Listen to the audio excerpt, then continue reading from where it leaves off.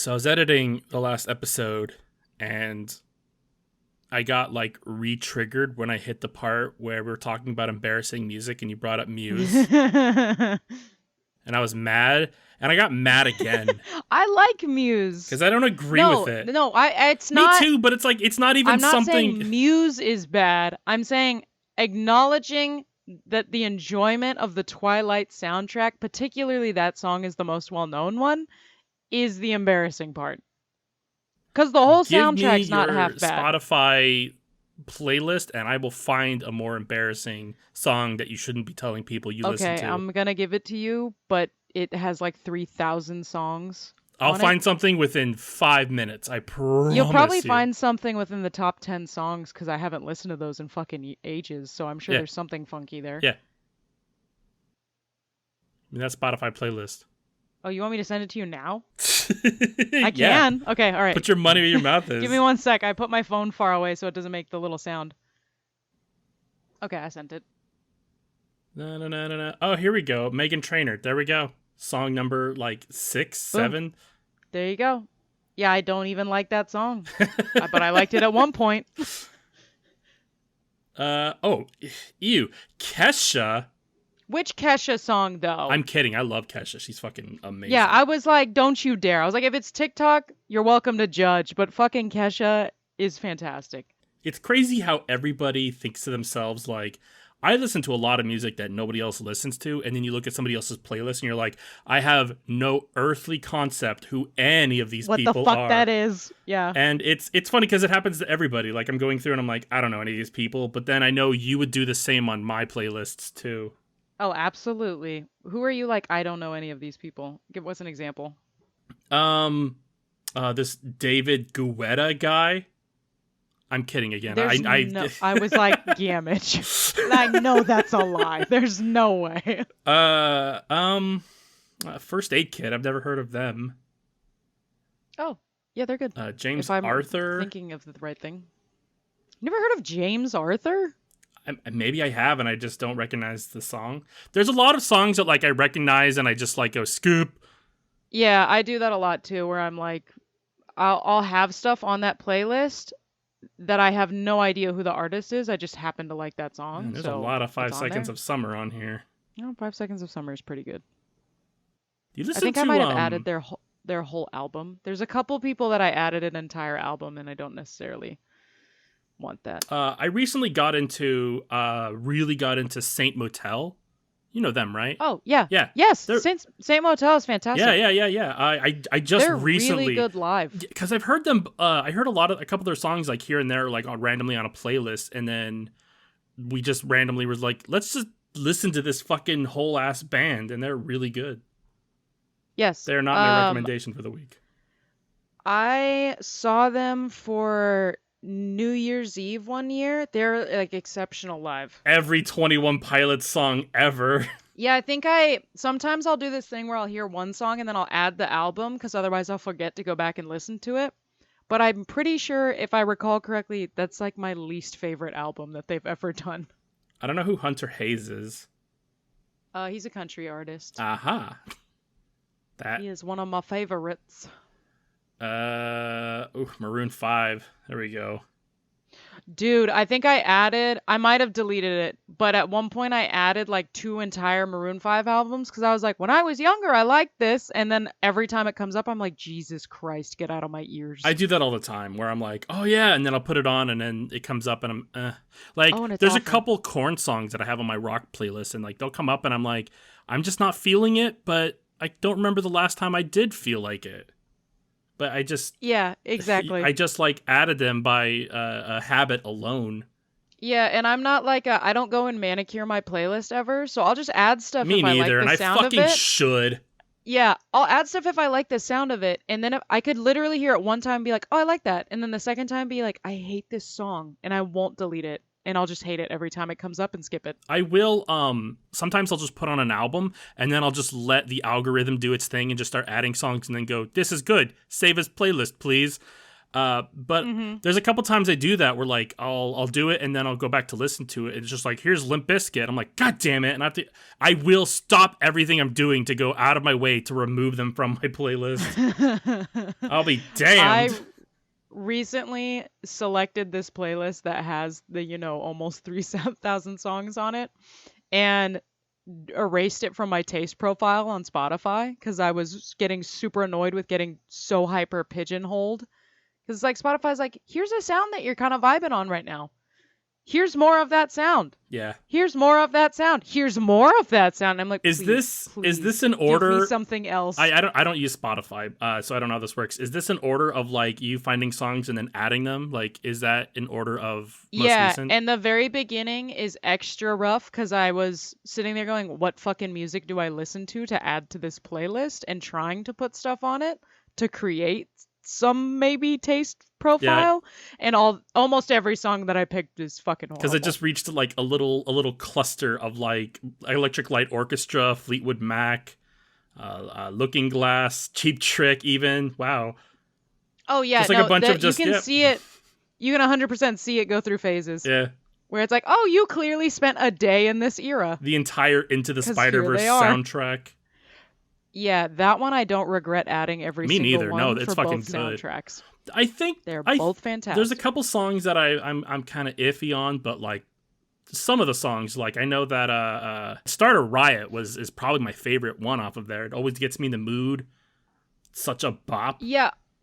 I enjoy, so the first movie, I think I added the entire album, and the second movie I added more specifically. Yeah, the second one, just eventually it was Metro Boom, added all I of think. them, but yeah. And I wasn't a big fan of every one of those songs, but some of them, exceptional. Yeah. And the second one's nice because it puts you in a vibe for, I don't know, they're a little bit softer and more melancholy. And then the first movie, almost every single song's like, let's go fuck shit up. Blake Rose, Arizona, Phil Good, James Arthur. I don't know any of these people. Almost all the names you're saying, I'm like, I don't know what that is. It's probably like you heard the song, you're like, this is good. I have a lot of them like that too. The playlist is called Things I Like for a reason. Because it's just things I like. I have one that's called Gamage is a Slut, and it's all the music that you recommend to me, and then I started adding the music I want to recommend to you onto it also. I mean, yeah, goes both ways. That one's fun because it's got a crazy taste profile attached to it because it's all over the place. All right, so that was totally music, and now we are a podcast. Welcome to We Have That Podcast at Home. I forgot my own name. I'm on-brand Rachel. And I'm on-brand Gamage, and this is our off-brand podcast. The only podcast. Okay. To bravely venture into, well, you switched our roles. The only podcast to bravely venture into Rachel's playlist and talk shit about her the whole time. Well deserved, it wasn't the whole time. I mean, I know. I'm just fucking around. I just love Muse so much. I find myself defending them too much. I love Muse so much. I love them. They're bands I really want to see live, but like they're usually not in our corner. It's also got to be expensive because they're pretty fucking famous. I mean, I know that right now Primus is going to be in Sacramento in July, or no, Reading in July, and I wanted to go see them because Coheed and Cambria is with them as well. And is that the festival that you wanted to go to that has a bunch of really good? No, this is just Primus and Coheed and Cambria, but they're in Reading in July outside, and all of that sounds awful. I don't think it's worth it. Really? Reading. I guess it's on fire during the winter. Yeah, I know. I forgot about Reading, and then in July, and then it hit me, and I went, disgusting summer. And it's outdoors. Also outdoors. Don't forget that. But at the same time, yes. Primus and Coheed and Cambria at the same time, like, that's got to be good. Well, next time.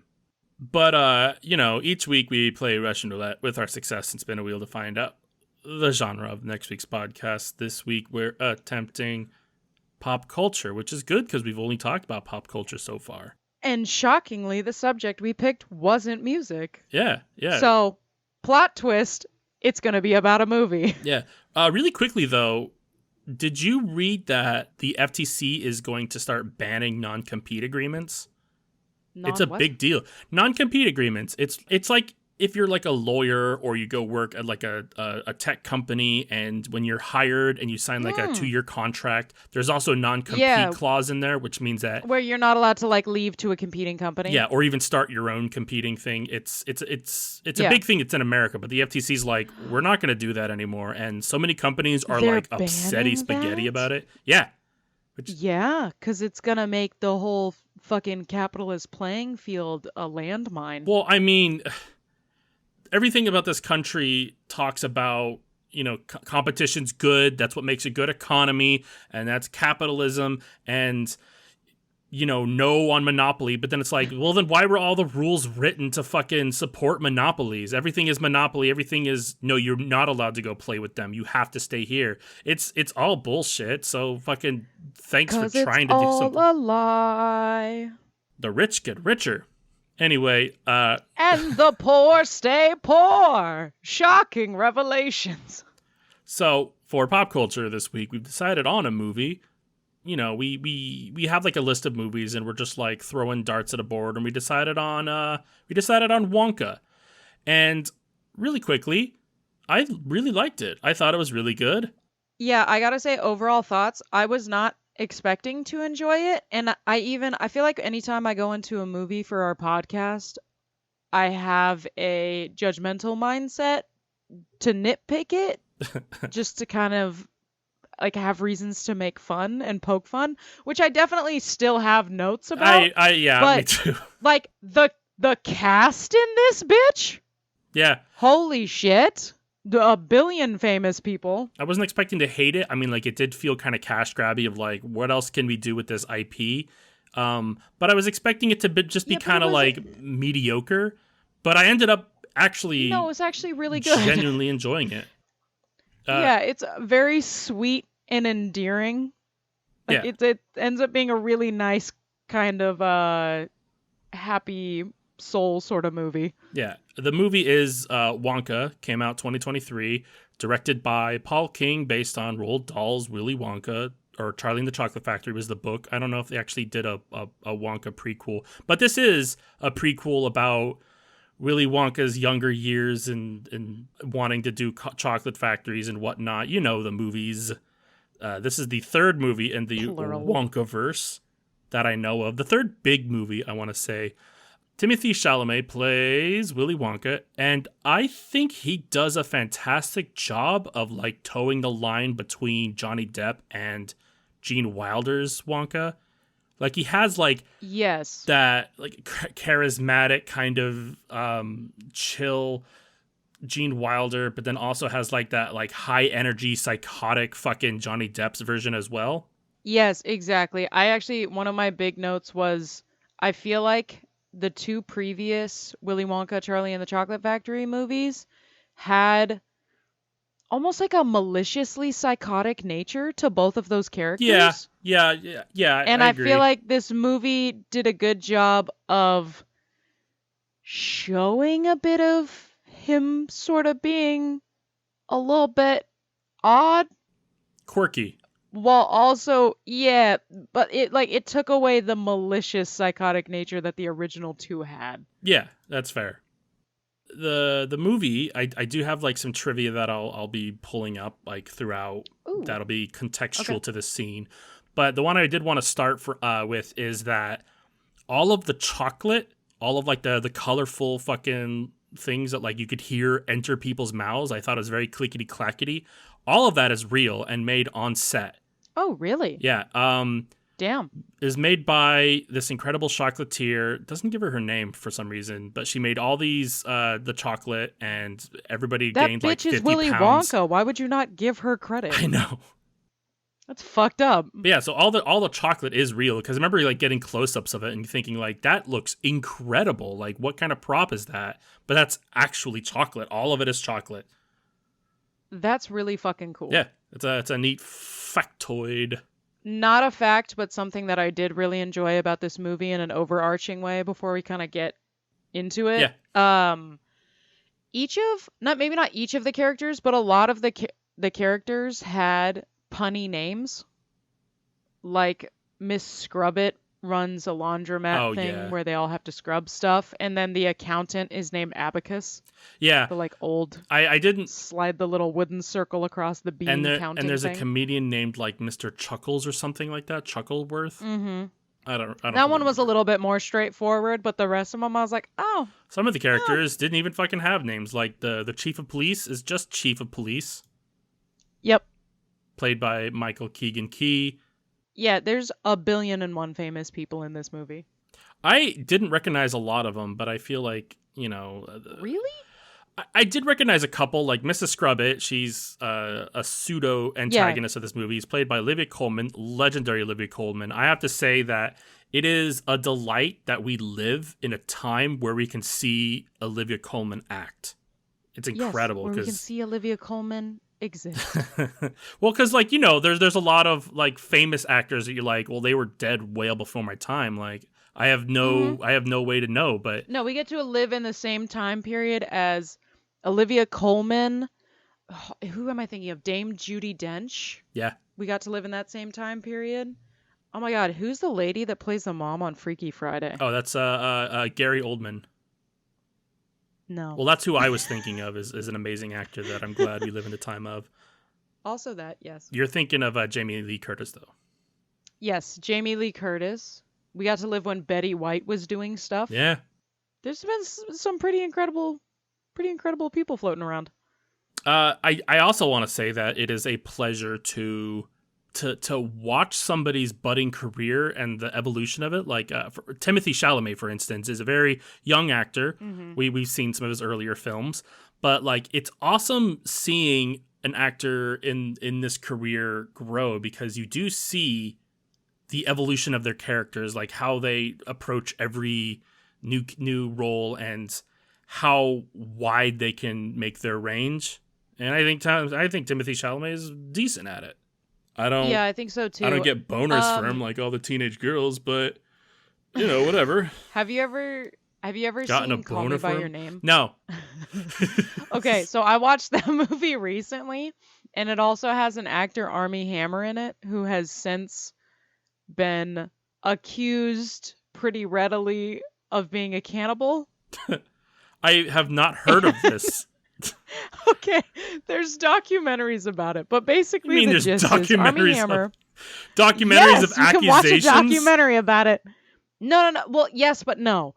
Let me explain. So Armie Hammer, he gets famous from, I think the movie that was kind of his like breakout, really caught Hollywood eye was The Social Network, the Facebook movie. And then never saw it. Well, he plays somebody in that movie. Okay, thanks. Yeah, you're welcome. And then so he's done like a couple decently, I wouldn't say he's like majorly famous, but he's done a couple decently sized films. And then a bunch of women came out as like posting screenshots of him talking about like wanting to bite their flesh off and roast their ribs over a fire and like take their ribs out of their body and cook them and eat them. And then women who had met up with him to have sex with him talked about him like against their consent, like restraining them and then biting them until they bleed and cutting them and things. Like really fucked up weird shit. He's talking about wanting to eat you. It sounds like a joke or like something edgy to say, but then he gets really too specific about it. Like, oh, I just want to bite you and then nibble on them ribs and then pull them out as the blood gushes and falls to the floor as you reach the perfect rib temperature of 207 degrees Celsius. Yeah, and you're like, what the fuck is happening? But so I watched Call Me by Your Name. Armie Hammer. Yeah, Armie Hammer. He's he was the heir to the Arm and Hammer throne, but he got... Was he actually? Yes, that's his family is famous for like the Arm and Hammer. He is named Armie Hammer for that reason. All right. Wild. Really quickly, when I Googled him, I got, does Armie Hammer have a relationship with Timothy Chalamet? And I don't know why. I'm getting there. Hold on. All right. So Armie Hammer gets ousted from his inheritance, and now he lives I think he sells timeshares in Florida, which they eat people there, so he's in his homeland. No, so Call Me by Your Name is Armie Hammer's character having a relationship with Timothy Chalamet's character, but Armie Hammer's character is in his like mid-20s, and Timothy Chalamet's character is like 16 or 17. So it's problematic. Yeah, problematic. And then the entire time I was watching it, I just kept thinking to myself, I wonder how Timothy Chalamet feels knowing that he made out with a cannibal. But like even his character in that movie, and I might have just been projecting now that I know that Armie Hammer is a fucking cannibal, he's like weirdly aggressive about a lot of things, and he gave off creepy vibes. And I was like, maybe you just play creepy characters because you're a fucking creep. Yeah, I mean, if the shoe fits. Mm-hmm. If the baking soda fits. The baking soda fits. That's what Arm & Hammer does, right? Yeah, they do make detergent the baking soda. and baking sodas. 100%. What a weird thing. To make detergent and baking soda, or to be a cannibal? Yes. Yes, all of it. There's not a single word in that sentence that I'm okay with. I hate detergent. It's weird. Don't wash my clothes. All right. Start us off.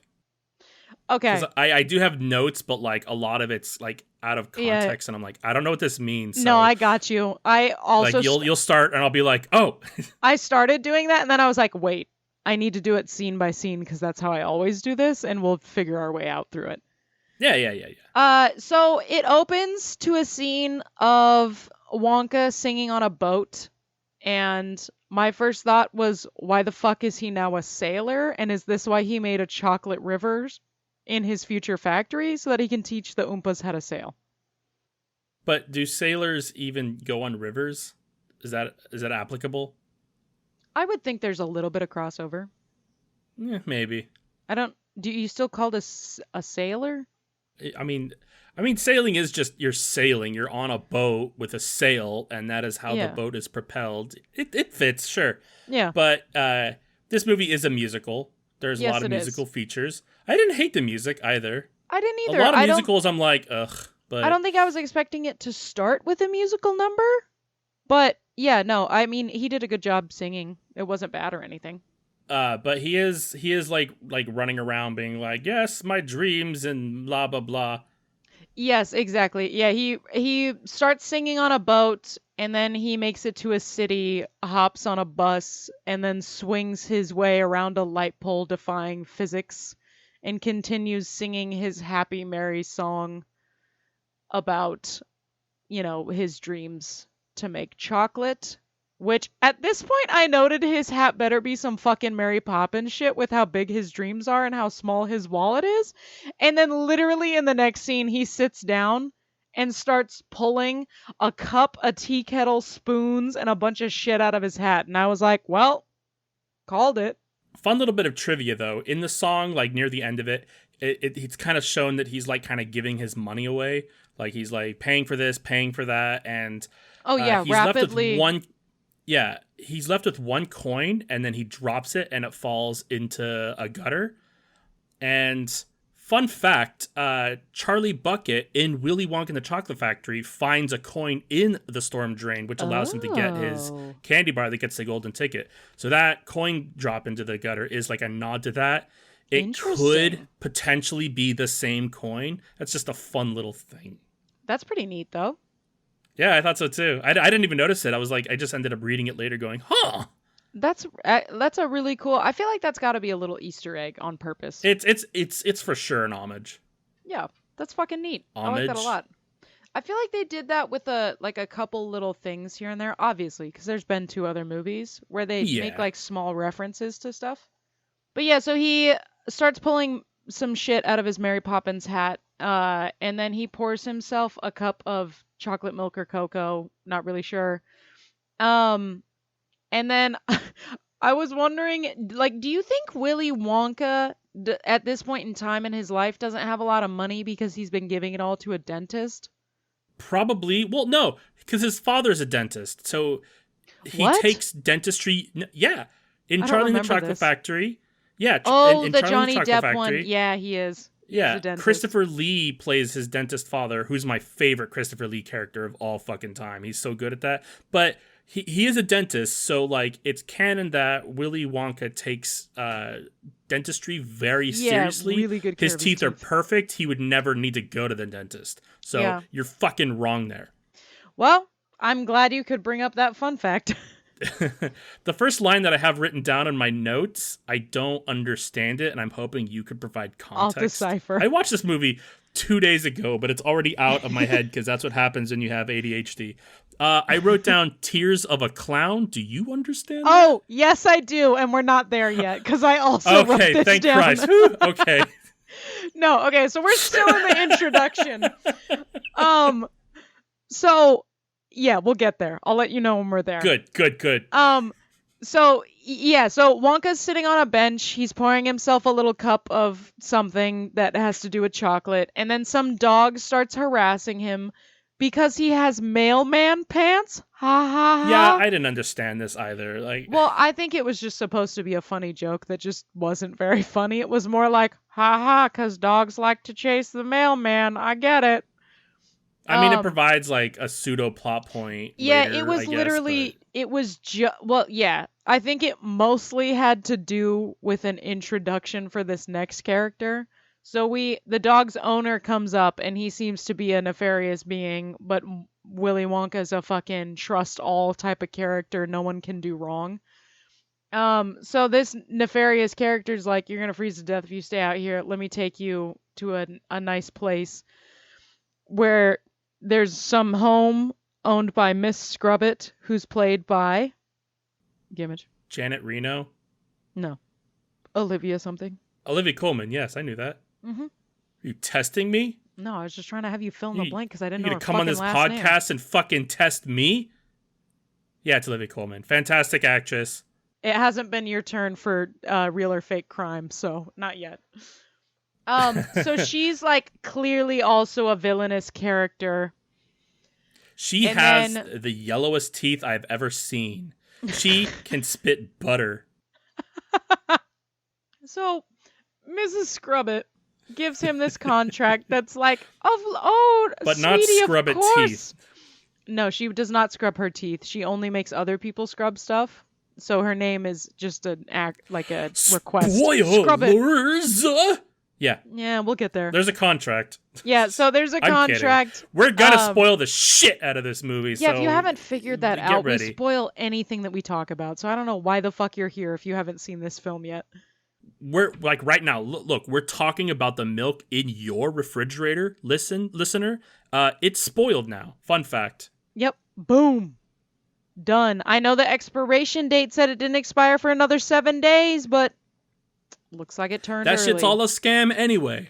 So Miss Scrubbit gives him a contract, and then this little girl Noodles comes out of nowhere and is like, read the fine print. And then she gets shoved out of the room. And so he looks over the contract that's now growing in length and is like, this is fine, and signs it anyway. Which also, during this scene, as he's trying to read the contract, the fucking nefarious dude from before that's named Bleacher starts raising like a billy club over his head, like he's gonna hit him over the fucking head. I'm like, what does this contract say? That instead of just letting this guy say no and leave, you would beat the shit out of him and maybe kill him? Well, it's got like nefarious details in there. So no, I get that. Let's just hit him and then send him out and then be like, I don't know what you're talking about when he comes to yeah, later. but I'm like, he could just say no and leave, you know? And you could say the same shit. Or I think the worry is that they're afraid he's going to go to the police and then or tell everybody, and then they're not able to get new clients. Oh, maybe. Yeah. Theories. So I mean, he says it's cool and signs, so they don't end up beating the shit out of him. It's very much the same way that we all quote unquote read the terms and conditions before going onto a website when we don't know what the fuck that says. So then he agrees to her like room for rent shit, and then the next day he goes out and his fucking Dr. Seuss rhyming ass gives a sales pitch to all the people around, and he has cool flying chocolates that everybody's super impressed by, including... He's basically a magic terrorist. Yeah, I will say initially when this movie started, I had some beef with him being more magical than like a wicked genius, but I got over it pretty quickly because I kind of liked it. Yeah. I just like... I mean, everything in the previous Wonka movies were all magical. Like, it's kind of the idea. Yeah, but like Willy Wonka is not about candy. It's about imagination. Yes, but I feel like and Gene creativity. Wilder's Willy Wonka was a little bit more... I don't know. Like, I'm going to make an invention. Don't say it. And I have... He had a jawbreaker that inflated a little girl. Yeah, I guess. And turned her purple, Rachel. He had an idea to transfer chocolate bars through a TV that turned a child. But that's what I'm saying is it seemed more sci-fi than magic. And then Johnny Depp's Charlie and the Chocolate Factory was like an even further mix of both. But then this one is straight up like he has a Mary Poppins hat. Like that is straight up like Time Lord magic. That's not... We're straying from physics here. Like, we're not like a magician, like I'm pulling a rabbit out of a hat. Like, no, this literally defies time and space. I mean, we were already beyond physics. Anyway, so he's advertising his chocolate, and the chocolate magnate mafia is fucking watching him from their shop balconies above. So he admires them as great chocolatiers, and they come down to beat his ass, mock his chocolate, get him arrested. And they're actually in love with it because he gives them samples, but they're pissed that it's so good, so they lie and tell everybody it's awful. And then this is the part where he's sour grapes. Describing the ingredients because they're asking, they're like, oh, like what's in here? I taste marshmallows. And he's like, those are marshmallows from the fields of Peru. And then another one says, and something famous for the marshmallows. And he goes, something salty. The salted with the bitter... the caramel. The caramel's salty, and it's salted with the bittersweet tears of a Russian clown. That's what it was. Okay, thank you. Oh, that was gonna bug me. I'm like reading this line, and I'm like, I have no earthly idea what that means. I wrote down, so at the beginning I wrote down, why the fuck is he traveling on a boat? When has this ever been a thing? And then I wrote, clown tears... The Peruvian marshmallows and the clown tears make the whole boat traveling. The Russian clown tears make the boat traveling thing make sense. Way more sense, yeah. Yeah. You called them a chocolate magnate mafia, and it's funny because I originally wrote them down as a candy syndicate. Oh, I have another name that I come up with them for later. So we'll keep going through names. Like they do have a real name. We'll get there. Yeah, they do. But I definitely didn't learn it early enough. I'm curious if I wrote down the name as the actual name or just a second name that I thought they might have. Well, let's find out. So anyway, they insult his chocolate and then they start flying because it's hover chocolates that are made with hoverflies. So it's, like when they entered the tube and they were floating. I thought this was a good little callback to the original films. Because I'm pretty sure in the original films they like drink a soda and enter a tube and then they have to burp to come down. Yeah.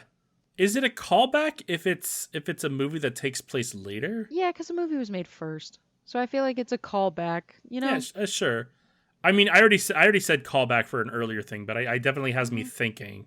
I get what you mean, but that's neither here nor there. So they're like, how the fuck do we get down? But it's weird that he has. I will point out, it's weird that he has these hover chocolates because the reason why the like soda, the root beer or whatever, is not marketed yet is because he couldn't figure out how to make it so that you don't float in the air. Well, so like he never figures out how to make it so that you don't fly from candy or root beer. Is that what I'm getting here? Okay, so I think the thing is I don't think they're necessarily taking place in the same exact universe. Because that is the problem in that particular Willy Wonka, is that he can't market it because he doesn't know how the fuck to get people down. But in this one, he tells them they'll fart out the fly like 20 minutes from now and you'll be fine. So you're just going to fart a tiny fly and you'll be good to go. Does the fly like move around your intestines? Can you feel it? I don't know. Maybe that's what butterflies feel like. Does it bypass the poop? It's gotta. Because you farted out. You don't shit it out. You farted out in 20 minutes, so it's gotta be... Yeah. What if you already have one in the chamber? Like, does the bug, like, move around it to be farted out? Yeah, I think he, Is that what's burrows happening? through it. That's what he spends his 20 minutes doing. He burrows through the shit. Yeah, burrowing through your shit so you can get out of your ass. So he makes some money selling his flying chocolates because everybody's all hyped about them and they taste good. He goes back to pay for his room with Miss Scrubbit, and then suddenly she's like, "Oh, actually, it costs 2 sovereigns to use every single stair step, and then you have a rental pillow, rental sheets, rental window view, and you looked at my fireplace and used the front door to get back in here, so you owe me actually about 10,000 sovereigns." So now he's been forced into indentured servitude. And then initially I was like, is this how he meets the Oompas? And it's not. Which fun fact is Wonka gets snagged by the innkeeper's fine print contract. Charlie also does the same thing in the first Willy Wonka movie, where it's the fine print that he doesn't read, where it talks about if he tries anything like drinking the soda, then he's disqualified from the contest. Yup. They like them fine print in that chocolate business. In every universe. The only difference is Charlie can read, and that's his fault. And Willy Wonka, we have yet to learn, spoilers, Gamage, God cannot read, which is why he signed the fucking contract. Also, I've noted at this point, is the lesson of this movie that we're all selling our souls via signing terms and service agreements? I mean, it was in the first movie too, so I guess so, yeah. Yeah, they might be going, hey guys, you're still doing it. So he gets forced into indentured servitude, and he meets all the other people that have been forced into indentured servitude over the years. They do a nice little sing-along song about washing linens. I don't know why this lady needs so many fucking linens washed. I think she's like the laundromat for the whole fucking city, which is why she has to force people to wash her shit, but who the fuck knows? I think that's what's happening. Like I know that her inn is still like an inn. It's just that if you're down on your money and you want to do the one septum, one sovereign a night, then she pulls out the contract and chains you in. I know what you're saying, but she also has Noodles later goes out with like a push cart full of clean laundry. So I think she's taking it to other places. Yeah, you're right. Like I think it's like a pseudo in front, and she service. mostly does linen service. It seems like because nobody else comes in. It doesn't talk about anybody else coming and staying there. I feel like inns would make more money than a linen service, but that's just me. Who the fuck knows? When you have indentured servitude, you probably make a fuck ton of money off of free labor cleaning your linens as you do fuck all day. So then Wonka goes to his room that's shitty and sucks, and Noodles comes in and is like, bro, why'd you sign the contract? And he reveals that he does not know how to read. And then she reveals... Not to be confused with the guitar player from Gorillaz. Her name is also Noodle. Oh, that's funny. I did not know that. Yeah. She reveals that she has never had chocolate before. And he's like, what? What do you want? Dark, white, nutty, absolutely insane? And the way that Timothy Chalamet delivers this line is so good because he makes Wonka feel like this dude that's almost a weirdly benevolent version of the Joker, where he's clearly unhinged, but also a good soul. And I'm a little scared, but I'm going to trust it. So, also, fact checker just pointed out that in the first movie, Charlie's mom was working for a laundry service. Oh, interesting. So I wonder that's if another she's an weird fucking tie-in to Miss Scrubbit. Well, they're poor as fuck, so yeah. Yeah, probably. I mean, there's 4 old people like just living in a singular trench foot bed. It is. They're like gluing themselves to the mattress. Fucking gross. So he offers to make Noodles chocolate and pulls a fucking meth lab out of his hat because that's the only explanation I have for his behavior. And then we find out his tragic backstory about his mama, where we learn that she was a very supportive liar because she doesn't live to join him on his journey. Bitch dies. Played by Sally Hawkins, by the way. I don't know who that is. Sally Hawkins was the fish fucker from Shape of Water. No way. I was wondering why she looked familiar. I was like, you clearly did something, but I don't know what. You didn't recognize her because she didn't have the fish testicles in her mouth. Yeah, probably. She's a great actress. I apologize. She's she did great, fuck a fish, so she did fuck a fish, and she seemed like she enjoyed it. So that or she's really into fish fucking. It's one of the two. So Sally Hawkins, the mom, dies, and she does not get to live to see Wonka enjoy his dream of making chocolate. So we learn that the sad tale is that he wants to share his chocolate with the world so that he can feel like he's with his mother again. Him and Noodles bond over this experience. He convinces her to start smuggling him out of the building so that he can sell chocolate and steadily free everybody from their indentured servitude. And then we meet the chief of police who goes to the fucking church. His name is Chief of Police. Yeah, and he goes to the church that has Mr. Cocoa Bean, and by that I mean the guy that plays Mr. Bean is a fucking priest. And he pulls... Sir Rowan Atkinson. Yep. And he pulls... Who is best known for Bean, but I highly recommend Black Adder. Black Adder? I feel like I've been told to Black watch Adder. That probably by you before. It's good. Yeah, it's British sitcom-y, but like it's about the Adder family and like different lineages, and it's basically Rowan Atkinson playing a character in different time periods. Hugh Laurie's in it too, Dr. House. I like Hugh Laurie. Everybody loves Hugh Laurie. Yeah, I actually have not watched much of Mr. Bean. I just know that he plays Mr. Bean. I watched a lot when I was a kid, but I mean, like, it is very modern slapstick. Oh, yeah. It's like, what if there was Three Stooges, but then all of those person. did the fusion dance into one person? Yeah. But so the chief of police uses the priest because they go into a confessional and the priest pulls a lever and it's an elevator into the secret chocolate mafia den where the chief of police asks for payment for removing Willy Wonka from the streets. And then so they're like, "Hey, maybe you could just kill him because we need to do more than just run him out of town. He makes great chocolate." And the guy's like, "I don't know if I can do that. I have morals." And then they sing a song about bribing him with chocolate and chocolate cocktails to have him harass and maybe murder Willy Wonka. Yep, that is for sure what happens. So, yeah, what literally happens is they pay this man in chocolates. Diabetic amount of chocolate, by the way. Yeah, to maybe murder another human being. Could you imagine killing someone and someone just hands you like a fucking Reese's? A Heath bar. Yeah, like just, here it is. Peanut butter and chocolate, dog. Enjoy. I mean, maybe. That's the premise that I got from that. So then I'm thinking like, what if it's post-apocalyptic world? There's no more candy.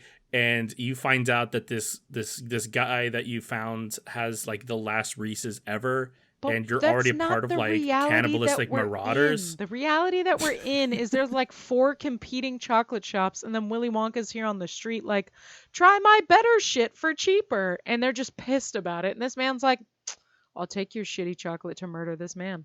Yeah. And then so, in an effort to be able to leave and sell his chocolates during the day and free everybody else from indentured servitude, he builds a machine that's powered by the dog that was trying to eat his pants. And it does all the laundry for everybody so that everybody can just chill for most of the day. And then he has Noodles start smuggling him out. But to do so, he needs Miss Scrubbit to be distracted. So the distraction that they build is convincing Miss Scrubbit that Bleacher is actually secretly a Bavarian aristocrat. And here's how they do this. Wonka goes up to Bleacher and starts convincing him that Miss Scrubbit actually talks to him in a way that indicates that she's super into him. And he says some line like, you know what they say, first she sees the ankle, next she wants the calf, but if you really want to make her moan, show her the thighs. Or if you really want to make her sigh, show her your thighs. That's what it is. So this bitch so then Noodles plants the seed that he's an aristocrat by being like, this man's studying aristocrats, and they drew this picture and it looks like Mr. Bleacher. So then Mr. Bleacher seduces Mrs. Scrubbit by wearing one of those fucking yodeling outfits. Lederhosen. That has the really short shorts and just like bending over and flashing his thighs in different positions. Now, it's ridiculous that this worked, but I feel like they both kind of wanted it to happen, and therefore, like, they saw any little thing as like oh, well, look at this. He's an aristocrat, so I'm definitely into it now. And Yep. Yeah, I think they wanted it to happen, and we're looking for... They had their, like, artificial walls for why it shouldn't work. Yes. And then this tore all of those down. So pretty much almost the entirety of the rest of the movie, she is distracted by her and Bleacher having a love affair. Then as Noodles takes him out of the shop for the first time, he starts telling her about the little orange man that steals his chocolate. And like almost obviously an Oompa Loompa. Yes. We know. But almost the audience members know too. Yeah, but that's what I mean. Is like let's not play coy like the movie did. No, I mean we as the audience members know. But meanwhile, fucking Noodles is listening to him and is like, "This bitch is fucking insane." And she tells him that it's more likely that he sleep eats his own chocolate. And he's like, "Oh, that does make more sense." And like immediately gives up on the idea of having an orange nemesis. And then he tells Noodles that since the little orange man stole his chocolate, he's going to need more giraffe milk. And she's like, "What the fuck? There's a giraffe at the zoo, I guess." And this is the moment when I thought like, well, I guess you can milk a giraffe. Like I had the Meet the Parents thought of like, well, if it has nipples, you can milk it. Yeah, baby giraffes have giraffe milk. I've never... Is there anywhere in the world to get giraffe milk? Don't say Africa. I don't care about that. Fact checker. How do I get giraffe milk? Does my local zoo sell giraffe milk? What other milk do they have? Do you think we just picked cows because they were like easy to get to? Like I think so, because originally, because cow milk isn't like actually like digestible for most of us, and like we had to really try to make it happen. But like I wonder if taste profile wise, like our other animal milks, would they be incredibly more tasty and we just don't know because they're inconvenient? Like is mountain lion milk fucking delicious and we just don't know because who's gonna milk a fucking mountain lion? The very concept of milk kind of wigs me out. Thinking about like, does other milk taste milkier? Like, I don't know. No, not for me. Not milkier. Just different. I don't know. Yeah. Anyway, so they go to get giraffe milk. You can have your thoughts and opinions on that as you please. And then they like pseudo poison the fucking zoo guard by giving him... Not pseudo. They fucking super just poisoned him. Yeah, they gave him what's called like a night out chocolate, and it's like it starts. A night on the town is what it's called. Thank you. A night on the town chocolate, and it starts with like a champagne truffle shell, and then it moves to like a white wine flavor, and then a red wine flavor, and then my favorite part about the night on the town chocolate is it either instantly makes you regret like love lost, or it instantly makes you want to talk to the person that you love the most or something. Because then he calls this chick and is like, "I've loved you since we were in chemistry class." It's Basil. No, Basil from chemistry class in high school. It's like this man's whole soul got crushed. And then he's like, "And then the brandy finish." And he knocks the fuck out and is just asleep. I mean, yeah, this is an alky chocolate. So this is a fucking sleeper agent chocolate. You're like, "Oh, I'm getting drunker and drunker and drunker. I'm making bad decisions. Now I'm KO'd." So he passes out, and then they go into the zoo, and Willy Wonka sees a cage that clearly says tiger, and he's like, "Here we are, the giraffe," and opens it. It's a tiger. Shocker. And bitch don't know how to read. So then Noodle has to take over and goes, "The giraffe's over here." So they go, and I mean, how do you milk a giraffe? How does it work? The same way you fucking milk anything. You just... Do Do giraffes squat to poop, or does it just like tumble out like goat poop? I don't think they squat. They might. I think when they pee, they do like the wide leg thing, but like horses don't really move when they poop, but they wide leg their pee. So like I think they probably just let it fall where it falls. Does it like reach like max velocity? Like does it splat on the ground? Because it's like what? I was about to, the second you said does it reach, I was like velocity, and then you said it. Terminal velocity, yeah. But like I know that male giraffes have to like ingest female pee to like see if they're fertile. Giraffes are nasty. What the fuck is going on in giraffes? Male giraffes will sit there and headbutt each other to death until one of them lives long enough to fuck the same female. No, it'd be one thing if they did headbutt. Like, they do have, like, weird little stubby antler things, I guess. But no, they, like, swing their necks and, like, bash each other. Yeah, so I'm sorry, maybe headbutt's the wrong word. They windmill their skulls into each other. Helicopter blade. Yeah. One thing I learned is how giraffes drink water. Have you ever thought about this? No, I've seen a giraffe lick a pole, though, and they have, like, 3-foot tongues. Oh, yeah. We used to feed giraffes, like, when we went to the zoo. But, no, so, like, a giraffe, like, kind of spreads its back leg so it can get down. And it lowers its neck.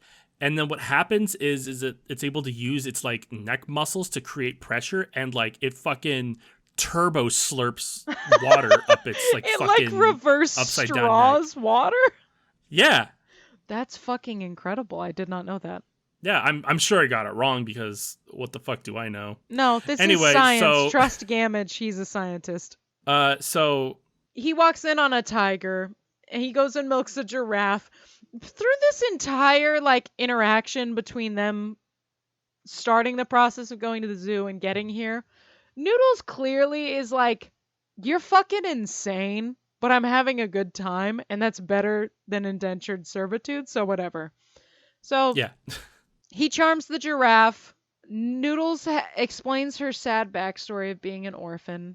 And then she sings a song about not wanting to be friends with Willy Wonka because he's fucking insane and she doesn't want to, like, lose him as a human being. And then they do some weird floating around with balloons. Yes. And then they get narked on by the police. Do you want to keep going or should I? So what I have here is the next day, Bleacher's talking to Mrs. Scrubbit and says, quote, "Your eyes are like 2 rabbit droppings and a couple of bowls of custard." I literally did not hear that line, and that's you fucking didn't? Incredible. No. I had to pause it and go back because I'm like, I can't misquote this at all. I need this direct fucking quote. Whatsoever. That's incredible. I wrote they're having a lovely dinner. Clearly, I did not pay any attention to their candlelit dinner. I then wrote out this point where Wonka and the other, and then it stops, and I don't know why. Okay, so yeah, so I don't know. I guess I don't know if this is important, so leave it in or take it out. But before the rabbit droppings, he gets like waterboarded by the chief of police. Which I thought was an odd scene, because then he goes, I have to do this for the chocolate. You're like, what the fuck? No, that happens after. No, that happens. No, you're right. It's the balloons, and then he's like, hey, do you remember that guy that you needed to talk to? And then he comes over and starts waterboarding him. The thing I loved most about it is that, like, he's shoving his head in the water and then, like, threatening him, and he can't fucking hear because he's underwater. Yes, so he goes, there's water in my ears. He goes, oh, I'm so sorry. My second favorite part is the chief of police says something like, oh, you're going to have to tell people you suffered a bonk on the head. And he goes, what are you talking about? You haven't hit me in the head. So then he goes, oh, I'm so sorry. Pulls out a bottle and hits him in the fucking head. That whole scene was gold. Keegan-Michael Key's a fucking comedy legend. Yeah. So yeah, that whole shit happens. He makes it back to the laundromat before roll call. Bleacher and Scrubbit have a rabbit dropping conversation. And then Mr. Abacus the accountant Crunch, who used to work for Slugsworth, which is one of the like big chocolate mafia dudes. He used to be the accountant for him, and he tells the greatest fucking conspiracy theory I've ever heard. So this is what I've been calling them since this moment: the Cocoa Cartel. What did you have as their permanent name? So their actual name, because they do say it later, is the Chocolate Cartel. Oh, okay. I took the Chocolate Cartel and I made it shorter. You were goddamn close. I think I heard it, and I didn't want to write chocolate every single time, so I made it Cocoa Cartel. That's fair. And it sounded I get it. Fun. So the Cocoa Cartel. Chocolate's such a big word. Yeah, it's just, it's a lot. The Cocoa Cartel has been siphoning off the best chocolate to this secret, like, vat guarded by the Cocoa Vatican and a ninja? Because they didn't really explain. They just showed a ninja hopping around, so. And then Wonka, Noodles, and the rest of the indentured servitude homies start devising a plan for Wonka to sell his chocolates so that they can all escape, pay off their debts and whatever. And then at the next scene is like a big montage of him of his pop-up ghost kitchen. Yeah, of him selling his chocolates, getting super popular, everybody loving them. He gives some dude a giraffe macaroon, which, quote, makes him feel 10 feet tall. Things are going... Yeah. This movie's a metaphor for drugs, by the way. But... This movie's a metaphor for drugs, and it's a gateway drug to puns. Maybe not a gateway drug to puns. It's more of like if you were super straight edge and then you took meth, but puns. Because there's a lot of them. So things are going well until he sets a trap for the Oompa Loompa, and then, it springs. He traps the Oompa Loompa. At this point, it does show the chief of police, and he has inflated to about 2/3 of Wilford Brimley. Yes. Do you say of Wilford Brimley? He's clear 2/3 of Wilford Brimley. He's not full Wilford Brimley at this point. But he is eating chocolate. He is definitely using his bribes to its full potential. A diabetic amount of chocolate. I actually wrote down, where is it? I didn't say it, but I actually wrote down, quote, a dick-sucking addiction to chocolate amount of chocolate. Yeah, dude, the man is like a crack whore for chocolate. Yeah, like everybody likes chocolate in this world, but he's really into it. Well, he literally agreed to maybe kill a man for pieces of chocolate. Like, he has a problem. He was a lot of chocolate, though. It was like 1,800 pounds or something like that. I don't remember quite what they said. Yeah, it's fucking ridiculous. Like, if this man sold any of it, he'd be living off chocolate for the rest of his life. Instead, he just eats it. Yep. Yeah, so Wonka captures the Oompa Loompa that's been stealing his shit. And then the Oompa accuses him of ruining his life, and he's like, when the fuck did I ruin your life? And he's like, when you stole those 3 cocoa beans. And then it goes into the traditional flute, followed by the Oompa Loompa song, which was incredible. By the way, that flute is Willy Wonka's flute. Like, that's the flute he uses later to summon the Oompa Loompas. Yes. Yeah. This whole scene's fucking magnificent because it has the flute, it has the Oompa song. He farts. Oompa Loompa is played by Hugh Grant, by the way, which is Hugh Grant, such a fucking pick. I don't know how they got him to agree to it. Hugh Grant farts a cutaway cloud. I forgot about that. Yes. It's so good. I was wondering if this movie, I don't look it up fact checker. I don't care enough, but I wonder if this movie got any pushback because there was no little people included in the Oompa Loompa casting. Because usually, like, it is a thing. Like, in the first one, there was, I think it was like the first movie to have like the most amount of little people actors. And then I know that Charlie and the Chocolate Factory got a little bit of pushback because it only had one little person, Deep Roy, who was just like digitally superimposed everywhere. I don't know. But I know that Oompa Loompas are kind of like I don't want to say sore subject, I was but about to say a sore subject. But I do wonder, like, was there any complications regarding that in this movie? You know what, fact checker? I am actually interested in this answer because I'm genuinely curious. So the not little person farts a cutaway cloud. And then we see Wonka finding an island of cocoa beans, which it's later mentioned that there's only 4 fucking cocoa beans on this island. And fucking Hugh Grant's Oompa was asleep on the job, which is how he took these. Because he's like, why didn't you tell me I wasn't supposed to take them? And he was like, I was busy. And it shows him sleeping next to the fucking tree that he's taking shit off of. And then he gets kicked off. Fun trivia, by the way, is that the director Paul King sent Hugh Grant a mock-up of the Oompa Loompa, but it was naked, and his little children were like triggered by it. What? And that it is one of the most disturbing things he's ever seen in his life. If it ever leaks out, a generation of children will be scarred. What the fuck? Hugh Grant has a naked Oompa Loompa. I want to see this so bad, even if it's a recreation of the concept. What the fuck? It's Hugh Grant at, I don't know his email address. Hugh Grant at. Okay. That says AI overview. I don't know about that. But it says some actors with dwarfism have criticized the casting of Hugh Grant as Lofty, a little orange-faced Oompa Loompa in the 2023 movie Wonka. Grant's casting has been met with backlash, with British actor George Coppin saying that the role should have gone to someone with dwarfism.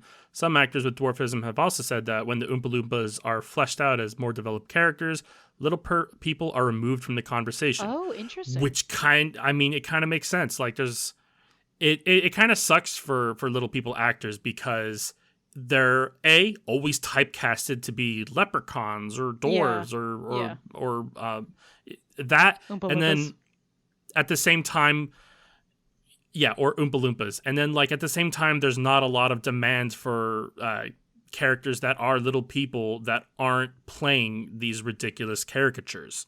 Yeah, and then something like the creators of this movie, maybe they were like, oh, well, we don't want to hire an Oompa Loompa because it might offend little people. They didn't want to hire a little person to play an Oompa Loompa because it might be considered harsh or something. And then so they just skipped it and went with Hugh Grant for some weird reason. Yeah, I don't know. I feel like that's like a weird one to tackle because it seems like I don't know. I like. I mean, there is like a little people guild, actors guild, isn't there? Yeah, well, and that's the thing is like, well, because like, great example, Peter Dinklage, very famous actor, has done a shit ton of roles. He has a quote where he talks about, or an interview where he talks about how he doesn't want to take any roles that are like mocking.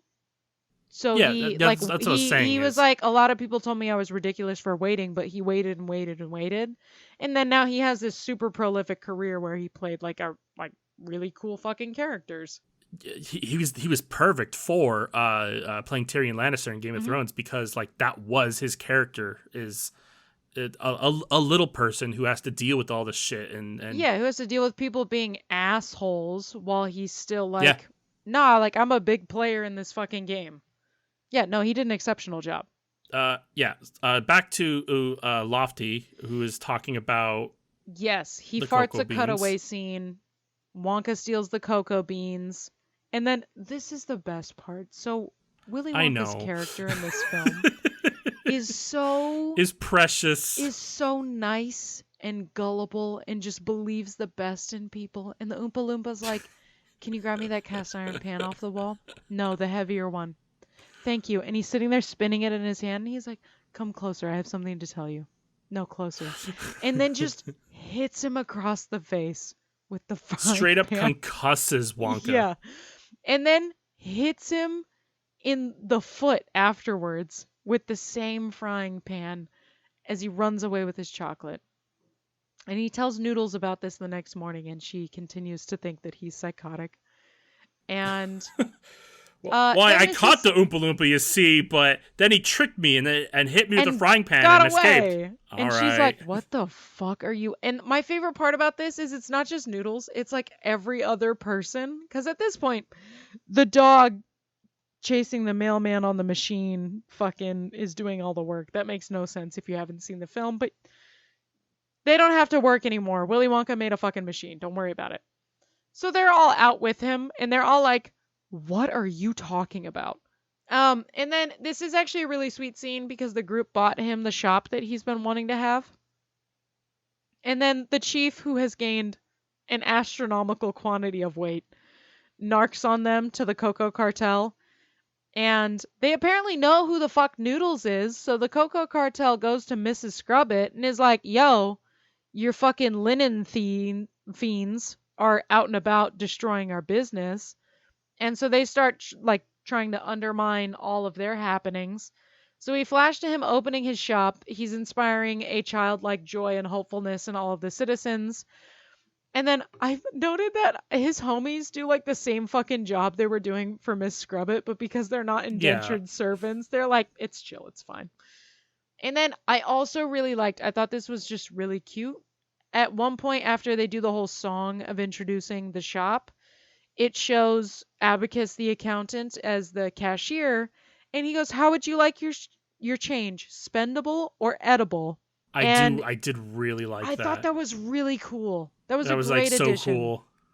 I was like, what a fucking G move to be a candy shop and be like, do you want change or do you want more fucking candy in the form of, do you want pennies and quarters and shit or fucking chocolate coins? Like that's the fucking dope. It's like genius on so many levels, and it was a really cool little thought.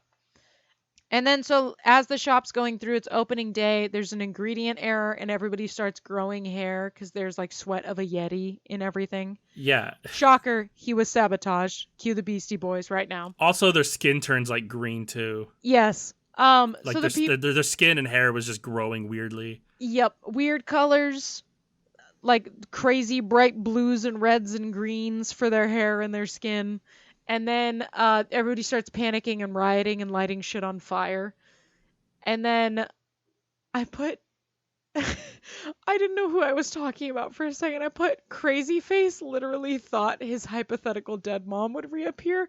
That's Willy Wonka. Willy Wonka literally thought his hypothetically dead mom would reappear. And I put hypothetically because they never actually say she dies. They just say she's sick and I'm waiting for the plot twist. This is the first time we've actually seen him sad, and the Coco Cartel come to gloat and reveal their evil plot to destroy his store. And they also bribe him and say that they're going to pay for everybody's freedom from their indentured servitude in exchange for him leaving and never making chocolate again. So he sings a little sad song and he packs up all of his shit and he meets the Coco Cartel at the dock. They give him a ticket to the fucking North Pole. And here is where I think the timelines split. Like, if this is the Marvel universe and we're operating on multiple different, like, timelines going on, this is where he either continues as Willy Wonka or becomes Santa Claus. These are our two options. And in this particular movie, he becomes Willy Wonka. And so then the Oompa Loompa appears on the deck of the boat and says something about he's in first class. But he's bringing, like, the suitcase he has with him is a fucking mobile bar and lounge chair. So he opens up the suitcase, sits in the chair, and starts making himself a cocktail while giving him sage wisdom about how he should go back and beat the Coco Cartel's ass. And then he tries to take a nap, and instead, Willy Wonka discovers that there's a major evil plan afoot that involves Noodles. And so he's like, we have to go back. And then he learns the boat is about to explode. Really quickly, the Oompa Loompa is listening to him, like, as he's, like, kind of figuring something out. And he says, spew your owl pellet of wisdom. Yes, I thought that line was so good. There's a couple lines in this film that are just... they're chef's kiss. They're incredible. But what happens here is something that happens a couple times where, like, one character will go, huh? And another character will go, what? And he's like, nothing. And then they go, huh, again. And then it's like, definitely something. And like, this is the third or fourth time it happens. We skipped them because go watch the fucking movie. What are we, you're fucking clowns? It happens at the beginning with Noodles, and then it happens at the end with the Oompa Loompa. Anyway, we flash over to Mrs. Scrubbit taking all of the money that frees everybody, and instead of freeing Noodles and giving her the extra money to, you know, like buy books and be a child and shit, she continues her imprisonment and says that that's a bribe to keep her there. Yep. Hella fucking sketch. Yes. And then to get back at her, Noodles is like, well, bitch, you haven't been fucking a lord of the land. He's just a normal dude in a leotard, so fuck you. And then shocker, Wonka is not in fact dead, so he and the homies begin to break out Noodles, and they begin the plot of infiltrating the Chocolate Vatican. Here's how the infiltration goes. They slip acacia mints. I wrote this whole thing out too. I love that you did that. Because it's fucking... Because I'm like, so okay. good. They slip acacia mints into Father Cocoa Bean's pocket because giraffes love acacia mints. They steal the giraffe from the zoo. There's a giraffe. Again, drugging the zoo guard with the night out chocolates. They pose as the zoo on the phone. They arrive as faux zookeeper / animal control to get into the secret confessional elevator. Side note. It's worth noting, I don't know if you noticed it because it's very subtle, but all the monks are chanting giraffe as they're so making funny. An escape. I wanted to put a note down, but I was like, I don't know if it's like worth mentioning so much as just leaving as a little snippet. Yeah, no, the monks chanting is fucking hilarious because they just, when the giraffe's running around, they're like, giraffe, giraffe, giraffe. And then when they're talking to Father Cocoa Bean, they just say, yes, Father, yes, Father. But like 40 of them at the same time. So they make their way to the underground chocolate cartel club, is what I'm calling it. Side note, the previously poisoned zoo guard who called the girl and was like, I've been in love with you, and she pretended not to know who he was, is the chocolate vault guard, and they're secretly into each other. Because she is given a drunk chocolate as well. And she calls him back and is like, yeah, I should have called you a long time ago, Basil. I'm in love.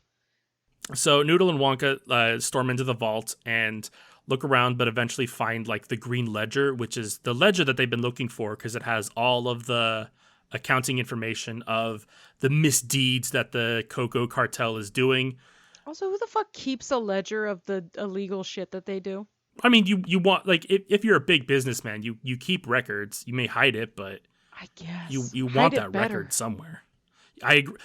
He hid it in an underground chocolate cartel club behind like a hidden bookcase thing. Like, I get it. There's no better place to hide it. They find it in the underground vault hidden by the ninja guard. I get it. But they find the green ledger and they're like, cool. And then the cartel come in and have them at gunpoint. And this is when Wonka reveals that he knows the secret of Noodle. So Noodle has a ring around her neck that has does she think it's an N or a Z? She thinks it's an N and it ends up being a Z. Yeah, not that the Z means actually anything, because like it could have been an N and it wouldn't have changed nothing to the plot. Yeah, well, it ends up being a Z, and then it's like fucking Mrs. Scrubbit thought it was an N, so she called her Noodles, but the Z is her dad's actual name. I think is what the deal is. And it's not his last name; it's the first name because it didn't what matter I didn't either understand. way. Like it doesn't fucking all right. It doesn't. Yeah, it doesn't change anything. But basically, long story short, is her uncle is Slugworth, the chocolate cartel leader. They're related. Her mother kind of gave the baby to him for like a day or something to babysit, and he gave her to Mrs. Scrubbit because that's what he does. Yeah, no, the whole premise was the baby was sick, so he was like, please save her. And then he instead sold her to Mrs. Scrubbit or bribed Mrs. Scrubbit to raise her and then told the mom that she died so that he could take the chocolate throne. He has them at gunpoint right now, but instead of shooting them, he decides to like drown them in a chocolate chamber. He says, haha, death by chocolate. Which I also thought was really weird because this is like the highest level. Yeah, because they've been siphoning off their best chocolate and watering down the rest of the chocolate for the town. So this is like concentrated quality chocolate, which is clearly a fucking currency in this town since they're bribing an entire order of priests and the fucking police system with it. So it's obviously worth a lot of money, and they're like, fuck it, let's just contaminate it with dead people. Let's just have some dead bodies in there. I don't care. It doesn't matter. No one's going to know. So they lock him in this chamber, and there's 3 pipes, and each pipe has a name of one of the cartel members, and then the cartel members go to these valves that are labeled for those pipes, like a hat on a hat. But so they decide to drown them. So what happens is the Oompa Loompa was promised like 1,000 pieces of chocolate, or he wasn't promised. He decided that he was gonna take 1,000 pieces of chocolate for the 4 to make up beans. Willy definitely does like this. Like, he has one last jar for the Oompa Loompa, and he even says like, "This is my last jar, but here you go." And he gives it to the 3 cartel members and says, "Don't eat any of it. It's for the Oompa Loompa." And they go, "Okay, kid, sure thing." And then they just gobble it before they even make it up to the ground. So, because they did this, the Oompa Loompa clearly knows what's happening and decides to get his recompense. So he comes in and saves them with like a flight suit. Also, you missed a step. He throws the glass jar at the priest's face. Like, he just goes like, "That was my chocolate." And like just annihilates this dude's face with a glass jar. Yeah, like it sucks that Hugh Grant stole some people's job in this role, but my God, he does play it well. My God. You gotta give the props. My God. Blame the casting directors, okay? They could just not take it. Yeah, that's like, have you ever watched Legend of Korra? Yes. Since Avatar Studios has been made, they have a certain number of projects planned, and I guess they want to do Legend of Korra, but in the future, like when they're further into their adulthood. And the original actress that played Korra denied reprising her role so that someone of the proper like ethnic background could be cast in that role. And I was like, I mean, what ethnicity is she? Oh, I guess Inuit is yeah, she's close. Inuit. Yeah. So I was like, that's a pretty baller move to be like, no. Like, as much as I liked being this character. This thing does happen a lot. Like, I know that that famous trash commercial. I guess it's not a commercial for trash. That wouldn't make sense. But It's a commercial of an anti-littering commercial where there's like all the litter on the ground and it shows a Native American and a single tear falls down his face. You know that one, right? No, what the fuck are you talking about? It was really big in the 90s. It was like where it was this commercial where I feel like I know what you're talking about, but I don't know. It's a commercial where somebody throws trash out of a car window and it like lands at his feet and he just cries, and it's meant to be this like, oh, Native Americans are sad because you're destroying nature and this was their land. And it's a weird commercial. 70s anti-pollution ad. Hold on. Was it 70s? Yeah. I don't know. You're going to watch it? I'm looking it up. I'm trying to find it. But the real kicker about that commercial is that guy's not Native American. He's Italian. What? You have to find me this commercial. Sure, I'll find it and whatever. Because I don't know what it originally looked like. So I'm sitting here blind Google searching and it's not going well. I had a side note that I will need fact checkers' help on. So the chocolate that they're drowning in is liquid. How hot does chocolate need to be in a liquid state? Like, should their skin have burnt off? No. Like, if it's milk chocolate, like, I think dark chocolate, it needs a higher temperature to melt. I'm pretty sure fact check will fucking tell us either way. Whereas milk chocolate has, like, a lower melting point. Yeah, and it was definitely milk chocolate because it was, like, super light chocolate. But I'm very curious what the... I called that. Yeah, milk chocolate is 105 degrees, which isn't... It's not that bad. Like a hot it wouldn't tub. Like scald you. It would be yeah. No, that's a hot tub can range in that temperature. So where were we? They're drowning in a chocolate vat.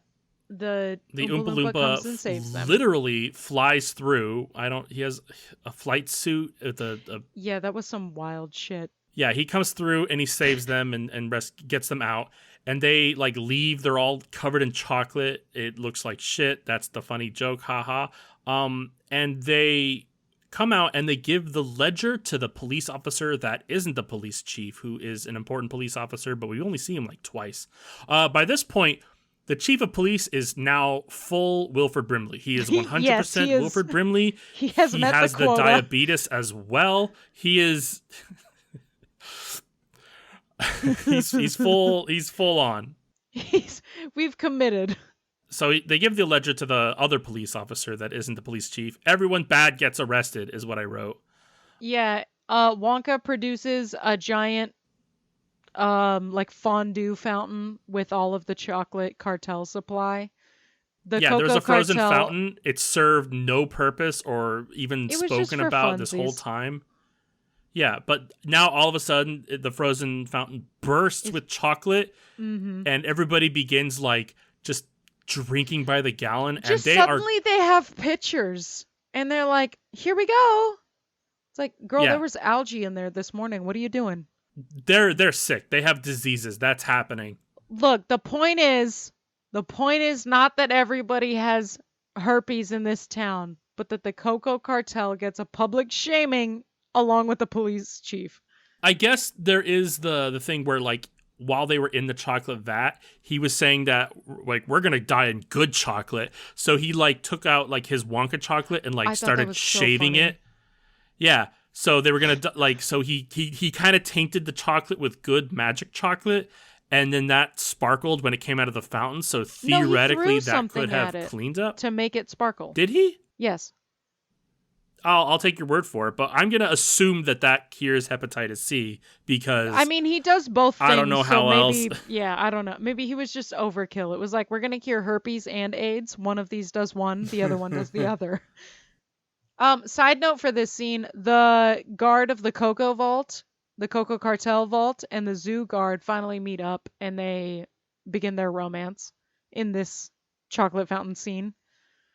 Because where else would you do it? Yeah, of course. It's the most magical romantic part of the movie. So Willy Wonka finally opens the only bar of chocolate left by his mother that he's been holding onto this whole time, which reveals a golden ticket.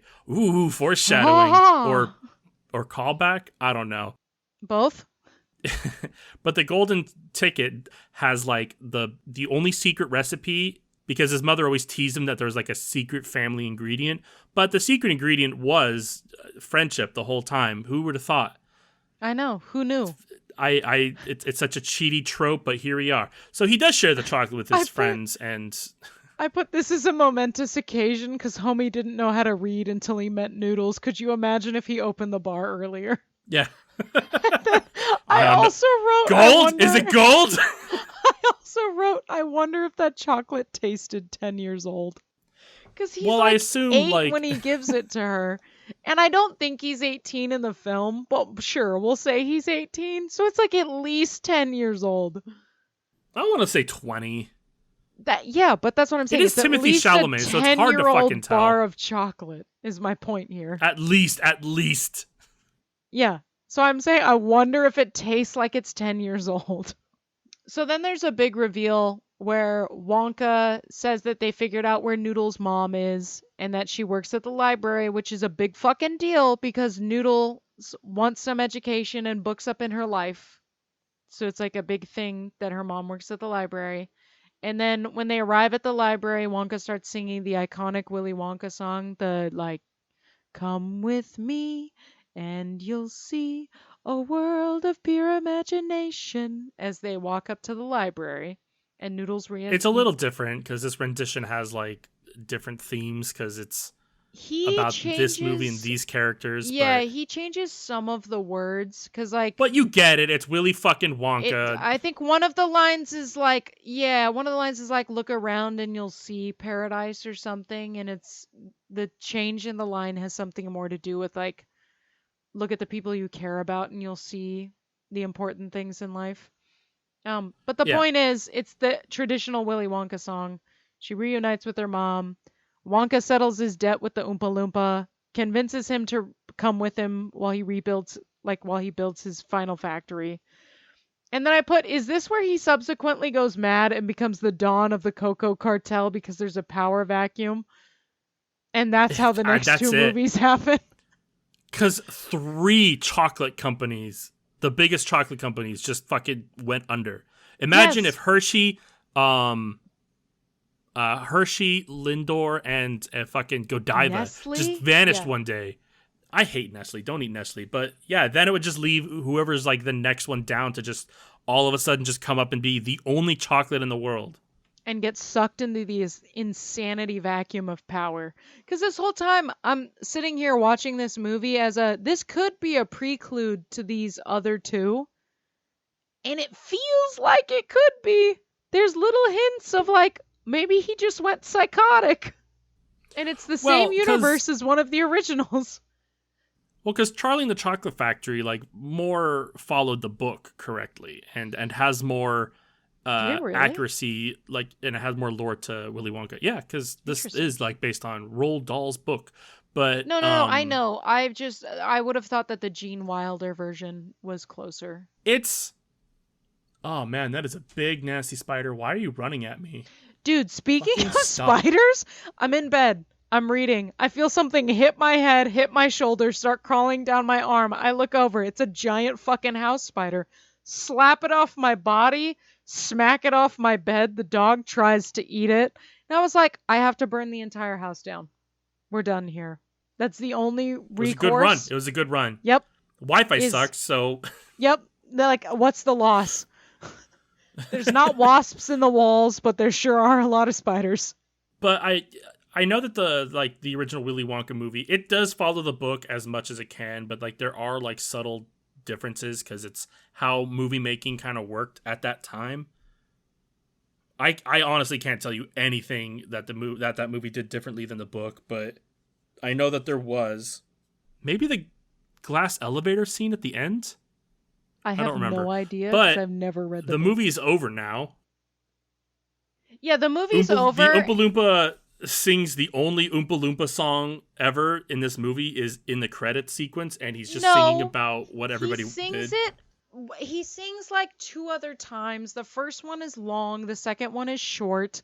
I did write that I wanted more Oompa Loompas, which is why I think they added the ending song, because he sings like everybody else's wrap-up story. Part of his wrap-up does include Scrubbit and Bleacher, who the police show up at their door, and she's like, we have to drink the evidence because we poisoned the chocolates. And so they start drinking it, but the evidence of quote-unquote poisoning is the fucking Yeti sweat shit that turns everybody's skin different colors and hair crazy shit. So then she's leaving, and she's like blue with a crazy red mane, and he's just straight green. And they have like a gross hairy kiss together as they go off to jail. And that's the end. That's the film. It was pretty good. I definitely think that the Gene Wilder is going to remain the number 1, but I definitely think that this is easily a number 2. Yeah, I think this one was really good. Nothing against Johnny Depp's portrayal. I thought that one was amazing, but I think this one was just a little... I feel like it just... And I haven't read the original books. I feel like this particular version stays more true to... Like, if this one was a prelude to Gene Wilder's Willy Wonka, I'd be like, yes, this is a congruent story. Yeah, if this movie came out before that one, nobody would have batted an eye. They would have been like, that's him. Because he does such a good job at it. Yeah. What is your favorite Willy Wonka parody? At some point in my notes, I didn't mention it, but in my notes, I put, when they're talking about the hoverflies, the hoverfly chocolate, I put, this is a callback to Willy Wonka when they were in the tube floating and they had to burp to get down. And I put, wait, is that only Family Guy where they had to burp to get down? I don't remember.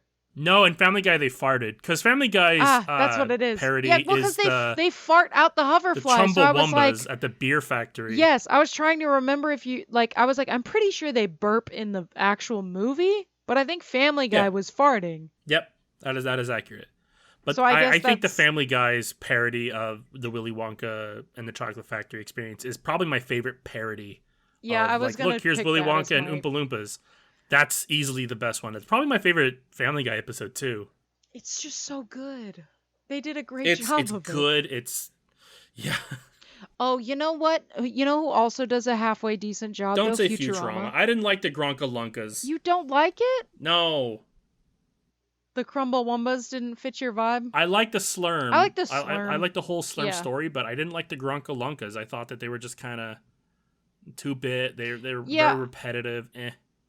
Chumbawambas are better. Say If you're going to say an Oompa Loompa parody, I would say, yeah, the Chumbawambas are better. If it's a Willy Wonka parody, I would say it's a little bit more evenly tied because the Slurm plot twist was good. Yeah, it is really good. I'll give you that. Okay, I have a question for you. There were a couple main chocolates featured in this movie. There's the Hover Chocks, which were the hoverfly chocolates that let you fly for 20 minutes before you fart out a fly. Yeah. There's the Silver Linings chocolate that he gives to Noodle, which makes you happy. I imagine, yeah, it gives you a little bit of happiness. There's the Big Night Out chocolates that are like the big array of evening out experiences, including the desperately missing the love of your life or whatever. The Giraffe Milk Macaroon, which gives you the confidence to feel like you're 10 feet tall. There's Broadway chocolates, which make everything in life a choreographed show. Or there's the Hair Repair Eclair, which is self-explanatory in that it helps you grow hair. Which one would you eat? I mean, either the antidepressant chocolate or like the Ritalin chocolate. That makes you feel confident. Ritalin chocolate.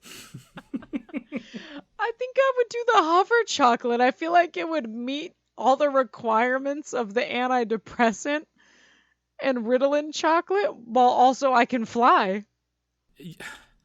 I don't know. I would question the mechanics of that the entire time I'm floating. Like, is this just going to end and I'm going to plummet? How high am I going to end up? Like, fair. Reasonable. I think I would go into that blind, and then I'd probably be very concerned for my future. Yeah, I mean, that's my thought. If you were to make your own Willy Wonka chocolate that did some crazy shit, like what crazy shit would you want it to do? If I could make a crazy chocolate that could do anything, it'd probably be chocolate that would probably recommend a good song for the week. Oh. And what song would it recommend? I think that this chocolate would recommend, let's say Queens of the Stone Age. What song? Queens of the Stone Age, Song for the Dead. This song has one of the greatest intros, one of the greatest outros. It's just a great song overall. I mean, if you know Queens of the Stone, if you've ever heard of Queens of the Stone Age, you're like, oh, I know that band already, Gamage, stupid asshole. Then you know the song. You've recommended it more than once, so I would hope everybody knows that band already. Yeah, you have. You've at the very least talked about them. I've talked about Queens of the Stone Age because I talked about Josh Homme and his politics on genres. I suggested a song or two. And I recommended. Think you suggested this song. I recommended Josh Homme from Queens of the Stone Age and his other band, being Them Crooked Vultures. And I've also recommended Glue, who is the keyboardist of Queens of the Stone Age. But I haven't recommended any tangible Queens of the Stone Age songs yet. Isn't that odd? Just a lot of around Queens of the Stone Age. That is strange. You've just been dancing around it. I've been dancing around and I've decided to... Here we go. Queens of the Stone Age, Song for the Dead. But yeah, just listen to the intro. It's such a fucking banger. All right, Queens of the Stone Age, Song of the Dead. Cool, I'm going to listen to it Song right for now. the Dead. From the album Songs for the Deaf. What? So the album is Songs for the Deaf, as in incapable of hearing, and the song is Song for the Dead. I see. Yeah, it's great. I didn't hear it, though, because it's Songs for the Deaf. Hilarious. Anyway, what are you going to recommend? My recommendation after eating the song-suggesting chocolate of the week is Holy Ghost by Bjorns. It's the B with the O with the dash in it. It's spelled like Borns, but the... What else do they do? I know that band. O has a dash. Electric Love, yes! I know song. That one, yeah. But Great Holy band. Ghost is a really, really, really good song that I think has a very fun play on some, like, religious terminology that just, like, I don't know, it's just a good song in general, and then you add that extra layer to it, and it's really good. Well... Is it Borns with a Z? No, it's Borns with an S. No. What are you doing? No, it's Borns with an S, and then the little O has a dash through it. Yeah, looking it up, like, I don't have that key on my keyboard, so my thing's like, what are you want? Yeah, yeah, just type in Holy Ghost and it'll probably pop up Borns, because I don't. Well, that was our delicious chocolate show. Yes, that was our most delicious chocolate show, and then we made a very delicious chocolate that suggests good songs that you should listen to. So if you've liked what you've heard, or you just fucking hated our suggestions, please like, subscribe, and download on whatever your most favoritist podcasting place is. If you want us to talk about a thing, you want to give us song suggestions, or you want to ask us for our terrible fucking advice, please email us at whtpah@gmail.com. That's whoopah@gmail.com. You can also follow us on Instagram at We Have That Podcast at Home. It is all spelled correctly. And our fact checker is our Instagram poster, and she does an exceptional job. So you should check out our Instagram. And then you can also find us at WHTPAH. That's whoopah on Blue Sky. And I've yet to post there, but I'm going to do it tomorrow. So we're going to actually start doing that. And I'm going to add phone reminders so that I don't forget to do that. Yeah. And that has been our show. And next week, we will be tackling the interesting and fine art of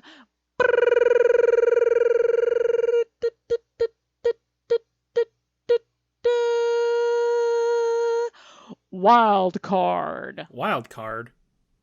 So we get to do whatever the fuck we want. You guys are I have a proposition. Subject to it. I want to do a movie again. And because I have a great idea. I know the movie. You do. Can I guess? Because I think we had the same idea at the same time. All right, what movie? Is it Madam Web? Oh, it's Madam Web. It just popped up on Netflix. Yeah. I really fucking want to do this. When we were making our list of shitty movies, I was like, that's the first one I want to watch. And then it just popped up on Netflix like yesterday. I honestly just want an excuse to watch it. I'm the biggest Spider-Man fan, and it is supposed to be atrocious. Here we go. I have been off-brand Gamage. I've been off-brand Rachel. Next week, it'll be off-brand Spider-Man, and this has been We Have That Podcast at Home. Like, no pun intended. Love you, bye.